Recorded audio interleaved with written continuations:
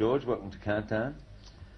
Now listen, I must say I got a little confused because there's so many names come out of England, and when I first heard the record, I thought it might have been Young Guns doing Wham.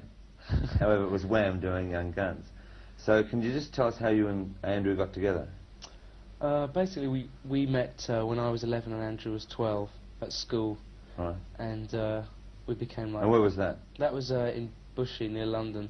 Oh. And we became like best friends straight away and stayed together until we left school about a year and a half ago. Then we went on the dole.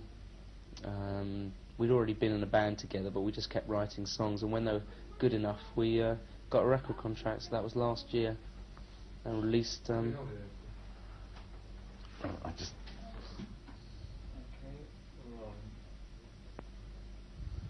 Well, George, welcome to the program. Now, I have to admit, with all the English names coming in and out of the charts, when I first got the record, I thought it was Young Guns doing Wham. However, it was the other way around. So can you tell us how Wham got together and how you and Andrew got together? Yeah, well, we met at school when I was 11, Andrew was 12, and we stayed, you know, close friends until we left school about a year and a half ago, 2 years. We kept writing songs, and then when they were good enough, we got a record contract last year. Were you writing songs when you were at school? We were, yeah, because we started a school band when we were both about 16, right, which fizzled out after a year, because people didn't turn up for practices or concerts or whatever. So where was the school? The school was North London, right, a place called Bushy. And we just kept writing songs from there, yeah. So how did you get a record contract then? I mean, how did you sort of make London notice Wham? We didn't really. You see, we were just like... the actual demo tape that got us the contract was about 4 minutes long, and it was just... we did it for £20 in Andrew's front room to try and get someone to give us... You know, because we had no money being on the dole. We wanted someone to give us the money to make a proper demo. Right. And we got a contract off it, which like we were really amazed with Innovision CBS. So here we are, a year later. So how many songs had you written before that time? I mean, did you have a band that you performed and...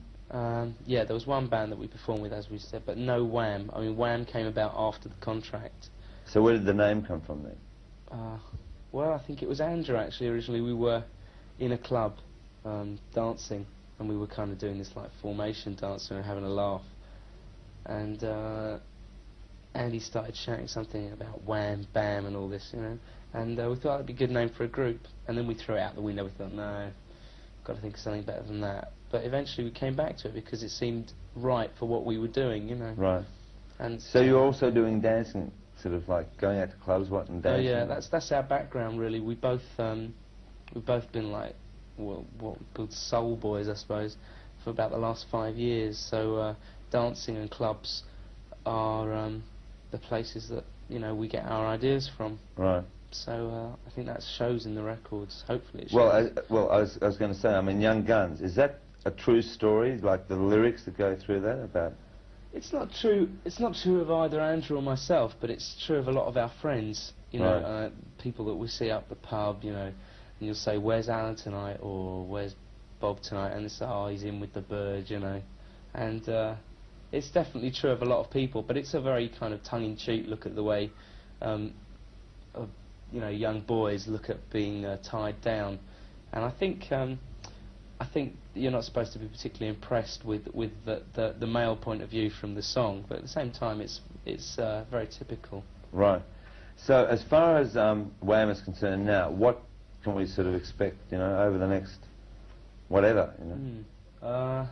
Well, hopefully... I mean, someone described you the other day in Australia as being an English version of John Travolta. Oh, I don't know about that. No, I haven't got any white suits in my cupboard or anything like that. No, I think probably the dance aspect is going to be there for quite a while, and the songs will probably remain up-tempo, but I can't really tell. I mean, 6 months ago I had a very different view to what Wham would be than the way I feel about it today, so I don't really predict for the future. I just hope that the inspiration comes to keep writing hit singles, and hopefully hit albums. So Right. I think we'll just have to wait and see.